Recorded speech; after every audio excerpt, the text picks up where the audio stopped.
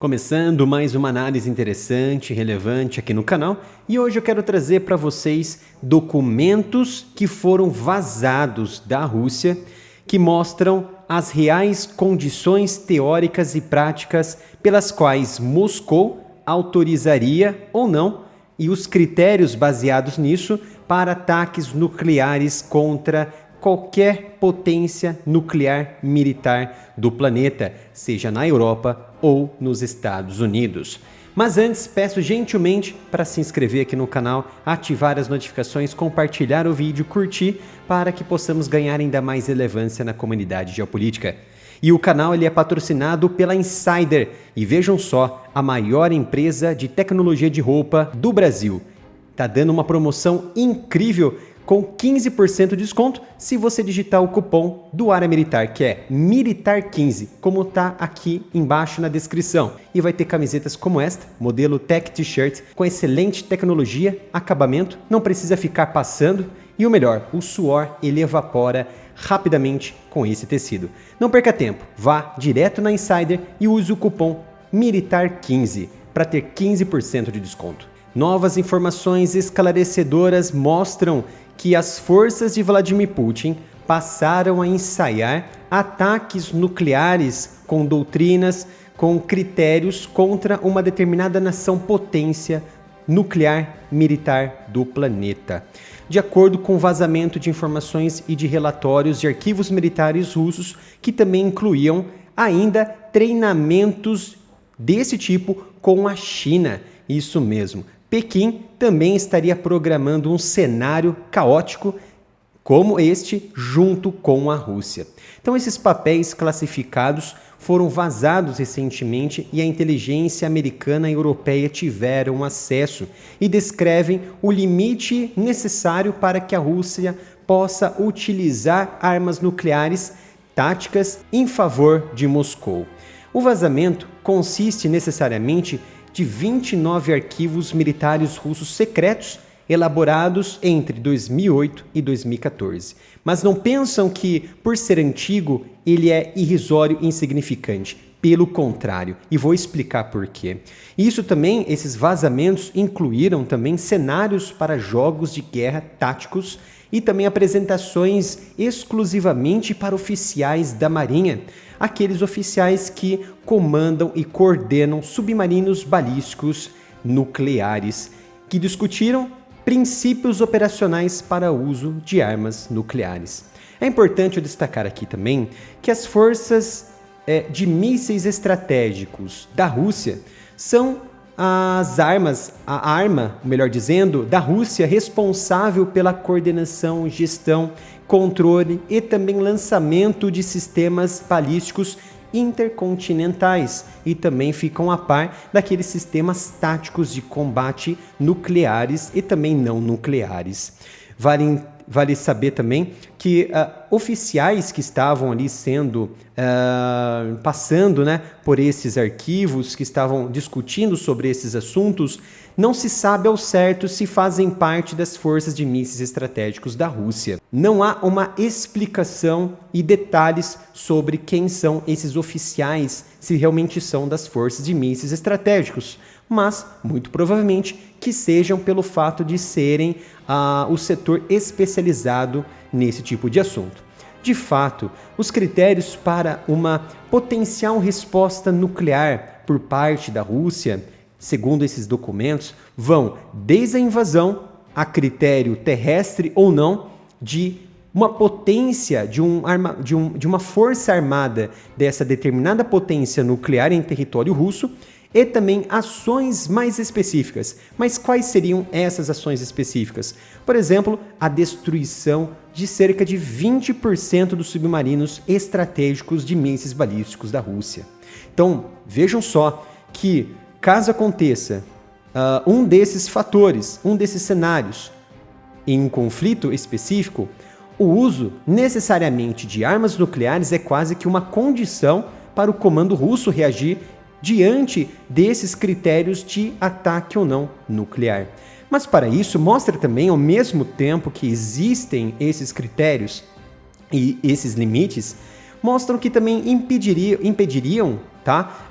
Uma determinada situação em que um conflito iniciar hoje necessariamente não vai desencadear um ataque nuclear imediato, inicial, por parte da Rússia. Pelo contrário, existem o quê? Setores, existem critérios em forma de escalada ou progressivos que estimulariam e promoveriam ataques ordenados nucleares por parte da Rússia. Então ela precisaria do quê? De que esses critérios, essas doutrinas nucleares por parte do setor de Moscou fossem o quê? Preenchidos para que ataques como esse fossem realizados ou não. Então, isso é um fator positivo, tá?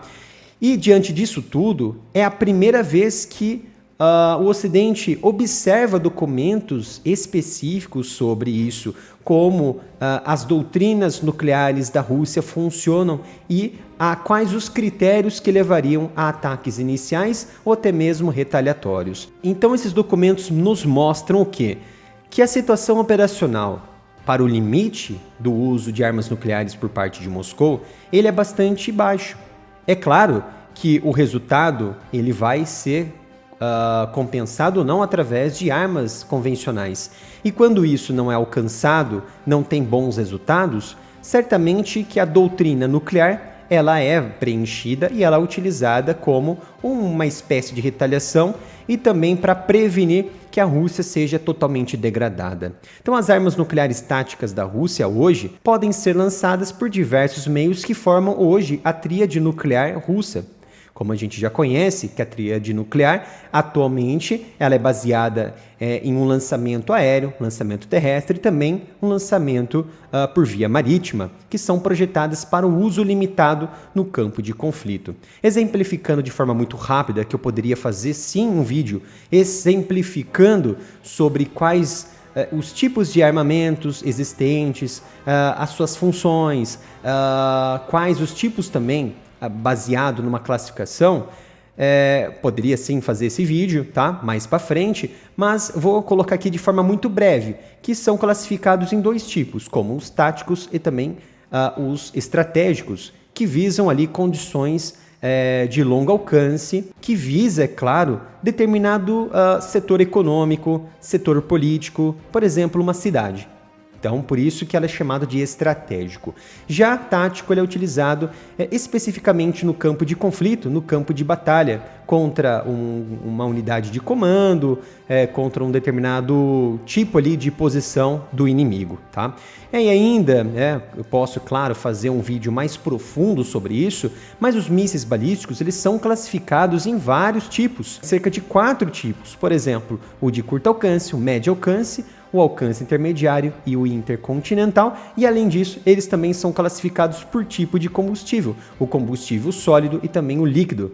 Recentemente, a Coreia do Norte conseguiu com sucesso o teste e também ativação de um míssil balístico que ele é operacionalizado por meio de combustível sólido, que oferece maior engajamento no tempo de resposta, porque ele não requer um preenchimento, um abastecimento que poderia demorar e levar a horas para preencher todo o foguete, todo o sistema. Já o sólido ele fica já de prontidão para qualquer momento ser utilizado contra o seu inimigo.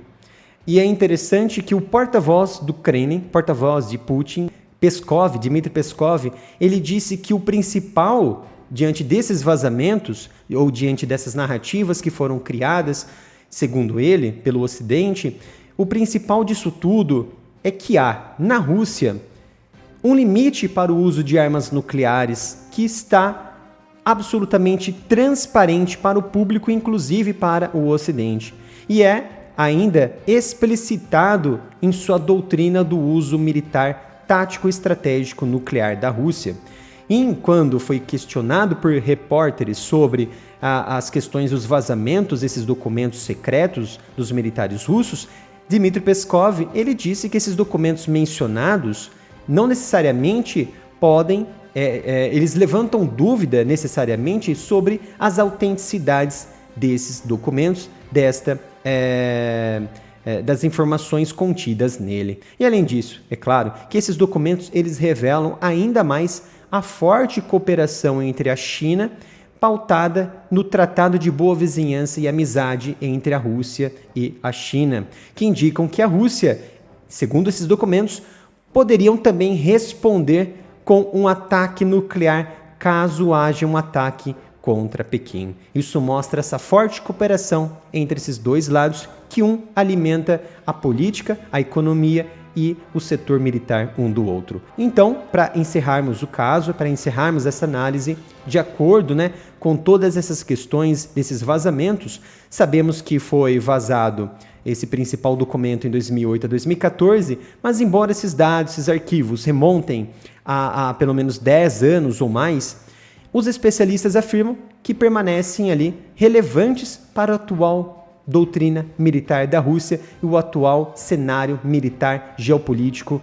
de questões também econômicas envolvendo principalmente a guerra em curso na Ucrânia. Então era esta análise que eu queria trazer para vocês hoje. Espero que tenham gostado desse vídeo. Não se esqueça de se inscrever, ativar as notificações, curtir, compartilhar o vídeo para que possamos ganhar ainda mais relevância na comunidade geopolítica. Obrigado pela sua presença e nos vemos no próximo vídeo aqui no canal.